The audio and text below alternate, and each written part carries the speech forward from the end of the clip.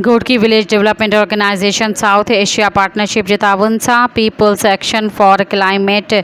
resilience program तहत तालका खानगढ़ जे यूसी बेठोर यूसी लोही ऐं काज़ी बादल जे 15 रेवेन्यू ॻोठाणनि जे 60 नौजवाननि 30 औरतुनि ऐं 30 मर्दनि जे मौसमियाती तब्दीली ऐं बहितर ज़राअत जे उनवान हेठि 4 ॾींहनि जी तरबियत जो इनेकाद कयो वियो, जंहिंमें मुख़्तलिफ़ ज़रई माहौलियाती माहिरनि जिनमें डॉक्टर मदन लाल सईद अहमद आरई DDO ज़राअत काटन रिसर्चर फ़खर इमाम ख़ासकेली VDO